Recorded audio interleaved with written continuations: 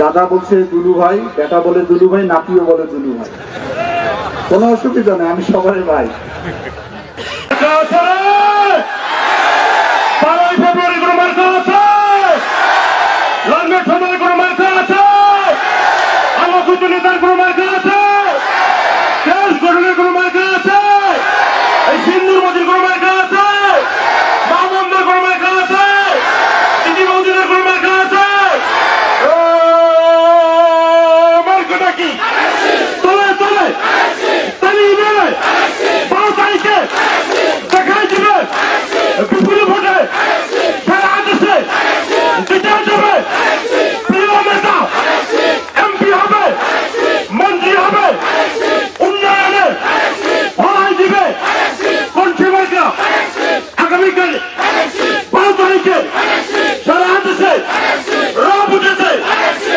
কোনো মানুষের মধ্যে ভোটের উৎসাহ তৈরি হচ্ছে না। কেন তৈরি হচ্ছে না? মানুষের মনে বুকে দূর ভয়, ভোট হবে কিনা, যাবো কিনা, গেলে নিরাপদে বাড়ি আসতে পারবো কিনা, যাওয়ার পরে আমার ব্যালট থাকবে কিনা, এগুলো প্রশ্ন ঘুরপাক হচ্ছে না আপনাদের? রাজনীতিতে ঝুঁকি নিত না। রাজনীতিতে বিরাট ঝুঁকি। 17 বছর কিরকম ঝুঁকি গেছে সেটা আপনারা সবাই জানেন। ধরতে পারলে তো আমার মনে হয় যে এখানে বক্তৃতা দেওয়ার অবস্থা আমার থাকতো না। আমার বন্ধু ইলিয়াস তো নাই, চেষ্টা করেছে অনেক বড়, পারে নাই আপনাদের জন্য। আপনারাই পাহারা দিয়ে রেখেছেন 17 বছর আমাকে। বাংলাদেশের এমন কোন আইন শৃঙ্খলা বাহিনী ছিল না যাকে আমাকে ধরার জন্য পাঠানো হয়নি। পারে নাই কেন? জনগণের প্রতিরোধের মুখে। বাংলাদেশের সব রাজনৈতিক নেতারা জেল খেটেছেন, বিএনপির কেউ বাকি নেই। একাধিকবার আমাকে ধরতে পারেনি আপনাদের জন্য। আপনারা আমার পাহারাদার ছিলেন এবং 12 তারিখের পর আপনাদের পাহারাদার হব আমি। নির্বাচন সমাগত, হাটে বাজারে, দোকানে, অনুষ্ঠানে, বিয়ে বাড়িতে আলোচনা হচ্ছে কোন দলে ভোট দিব, কোন প্রার্থীকে ভোট দিব, কোন মার্কায় ভোট দিব। কি আলোচনা হচ্ছে না? এখন সেটি আমরা সমাধান করার চেষ্টা করি। দল হিসাবে বিএনপি করি আমরা। বিএনপি কি বাংলাদেশে?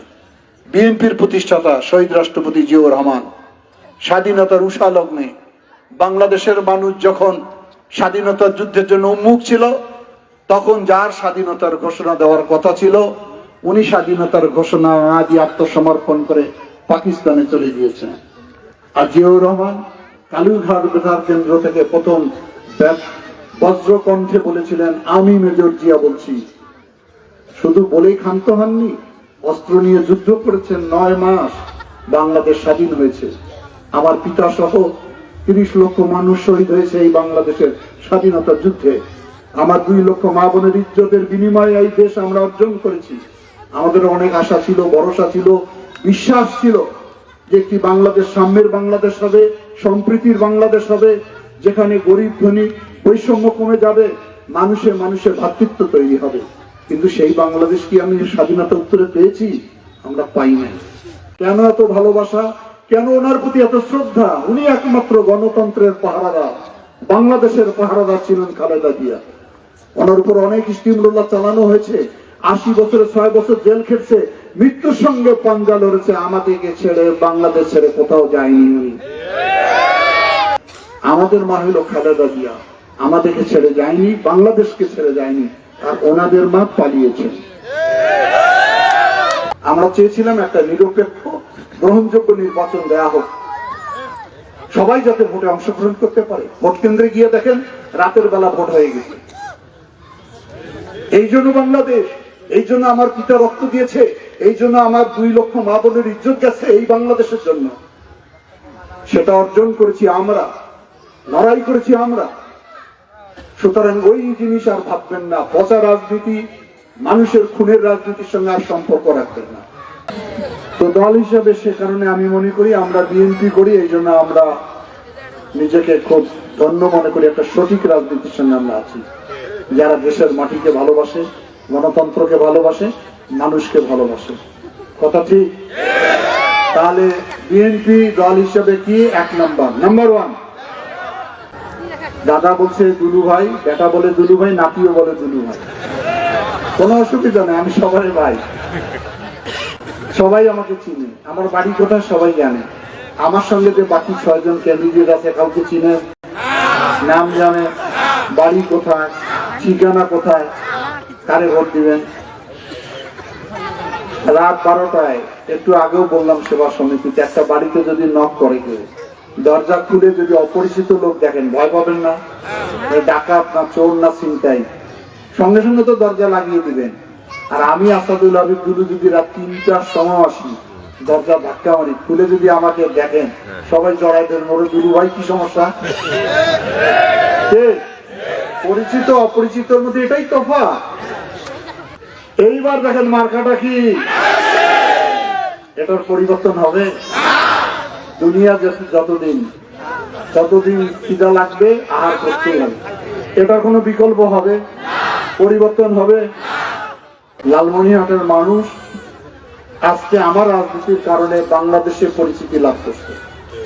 একটা নতুন আন্দোলন করতেছি আমি, সেটা ধরেন স্লোগান জাগো বাহে, একদম জাগিয়ে দিয়েছি, এক ডাকে বাংলাদেশ কাঁপাইছি, বিশ্ব কাঁপছে। আল জাজিরা, বিবিসি, রয়টার সবাই সংবাদ পরিবেশন করছে তিস্তা পরের করুণ কাহিনী। এই তিস্তা এক সময় আমার মায়ের মতো ছিল। মা যেমন সন্তানকে আদর করে ভালোবাসে, সেই তিস্তার পাড়ের মানুষের গোলা ভরা ধান, পুকুর ভরা মাছ, গোয়াল ভরা গরু ছিল, মুখে ছিল ভাওয়াইয়া গান। সেই তিস্তা এখন বিরান ভূমিতে পরিণত হয়েছে। মানুষের শুধু হাহাকার, বড় বড় গৃহস্থ আজকে ফকিরে পরিণত হয়েছে। কে কোথায় চলে গেছে তার ঠিকানাও পর্যন্ত আমরা জানি না। কোন রাজনীতিবিদ এটা নিয়ে আন্দোলন করেনি আমি ছাড়া। সেই আন্দোলন অনেক দূরে গিয়েছে। আশা করতেছি, কয়েকদিন আগে চীনের রাষ্ট্রদূত এসেছিল তিস্তা পারে, পানি উপদেষ্টা রেজানা হাসান সহ। আমি সেদিন থাকতে পারিনি, আমার ছোট ছেলেটা লন্ডনে যাচ্ছিল জন্য আমার প্রতিনিধি ছিল। যে রাজনৈতিক সরকার ছাড়া এইরকম টলটলামান সরকারের সঙ্গে আমরা কোনো চুক্তি করব না, কেন এই সরকার তো মেয়াদ নাই। এই জন্য ওরা ভোটের পরেই চুক্তি করে এই তিস্তা পাওয়ার চায় না, মহাপরিকল্পনা বাস্তবায়ন করবে এই তিস্তা। এই জন্য আমার নেতা তারেক রহমান নির্বাচন হওয়ার পর মেয়েদের জন্য ফ্যামিলি কার্ড দিবে। এই যে তার রেপ্লিকা দেখাচ্ছি আমি। এই ফ্যামিলি কার্ডের কাজ কি? আমাদের টিসিবি, পিজিডি, তারপরে ওমেশ ডিলার কার্ডের জন্য চেয়ারম্যান মেম্বারের বাড়ি ধর্ণা দিতে দিতে 2-3 খান ক্ষয় হওয়ার শেষ। তারপরও ফির টেবিলের নিচে থাকবে, বিনা পয়সা বলে পাওয়া যায় না। কি এই দুর্নীতি, ঘুষকে উচ্ছেদ করব আমরা। এনআইডি কার্ড যেমন দেওয়া হয়েছে বিনা ঘুষে, ভোটার আইডি কার্ড সবাইকে দেওয়া হবে, কারো বাড়ি যাওয়া লাগবে না, আপনাদের কারো বাড়ি যেতে হবে না। মাসে 2 থেকে 2,500 টাকা দেওয়া হবে ওই মহিলাকে। তাকে আমরা একটু স্বাবলম্বী করতে চাই, নাহলে সমপরিমাণ খাদ্য দিব আমরা। কারণ বেটা সার্ভার কোন দুলু ভাই খালি বেটি সেবার পক্ষে ব্যাপারটা। হ্যাঁ, তোমার গুলোরও আছে, অসুবিধা নেই। এই যে কৃষক কার্ড দিব আমরা, সার, কীটনাশক, ঔষধ পাবেন। আমাদের বৈষম্য কমিয়ে আনতে হবে, ক্ষমতার ভারসাম্য করতে হবে আমাদের, তাহলে জাতি দেশ এগিয়ে যাবে। পারিবারিক ভাবে অনেক অশান্তি, যৌতুকের কারণে কঠিন অবস্থা। বাবার মেয়ের বিয়ে উপযুক্ত হলে তার বুকটা ধরপড় করে, কি করবে, কেমনে বিয়ে দিবে, যৌতুক। আর আমরা ছেলেরা যৌতুক ছাড়া বিয়ে করি না। টাকা কি বিয়ে করবে না মেয়েটাকে বিয়ে করবে সেটাও বলতে পারে না। এখন ওই মেয়ের সঙ্গে মারামারি। আর আমাদের ধর্মে তো আছে তালাক দেওয়ার একটা ক্ষমতা আছে, একে 1 তালাক 2 তালাক পাইন করে দিয়ে দেয়, দিয়ে আর একটা বড় ঘটক ধরিয়া বেশি টাকা নিয়ে আর একটা মেয়ে দিয়ে। এটা কোনো জীবন? এটা হতে পারে? এই মানসিকতা থেকে সবাইকে বের হয়ে আসতে। ওই শান্তি, স্বামী স্ত্রী যদি মিল থাকে ফুটপাতে ঘুমাইলেও শান্তি পাবে। আর যদি স্বামী স্ত্রী গরুজাত থাকে অট্টালিকায় ঘুমাইলেও শান্তি নাই। শান্তি থাকবে? এগুলো ব্যক্তিগত মূল্যবোধ, পারিবারিক মূল্যবোধ, সামাজিক মূল্যবোধ গুলোকে তো আমরা নষ্ট করে ফেলেছি। এগুলোর জন্য আমাকে আন্দোলন করতে হবে, সবাইকে আমাদেরকে এক করে আনতে হবে। তো যাই হোক, অনেক কথা বলে ফেললাম। তো এখন কথা শেষ করে আনি, সর্বশেষ যে জন্য এসেছি, এই কাজগুলো করতে গেলে কি করতে হবে? 12 তারিখে ভোট দিতে হবে। ভোটও তো দিবেন, তাহলে মার্কাটা কি? লোক তো কিন্তু 1000 তিনি ঘরে কাম হবে আমার। এবার ধরেন তো দেখি মার্কাটা কি? কোন রকম 550, কোয়ার্টার ফাইনাল, তারপরে সেমিফাইনাল, তারপরে ফাইনাল। কিরে ভাই, আমি 1.5 ঘন্টা ভাষণ দিলাম, আমি কোনো ক্লান্ত হইলাম না, আর আপনারা আমার সাথে মার্কাটা কইতে এত কেন ভাই? এত দিলাম, আর কর্মের রাস্তা ঠিক করে দাও, সেলুর মতি ঠিক করে দাও, আমার বেটার চাকরি দাও, বুঝলে কি? ধরেন তো দেখি মার্কাটা কি? সেমিফাইনালে উঠছে, এমন আওয়াজ দিবেন একদম সিংহের দাবি রাজারহাট পর্যন্ত কাঁপিয়ে ওঠে, বলে পা ওখানে উঠতে ধানের শীষ। সর্বশেষ চিল্লান দেখে আমরা মার্কাটা কি? ধন্যবাদ। এই মার্কা নিয়ে কেন্দ্রটাই চাই। আপনারা একদিন কষ্ট করবেন, 5 বছর আপনাদের জন্য আমি কষ্ট করব, ঠিক আছে? সবাই মিলেমিশে আমরা থাকতে চাই।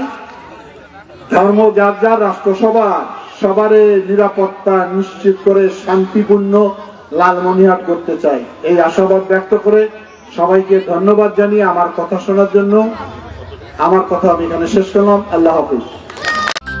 অগ্রযাত্রা প্রতিদিন।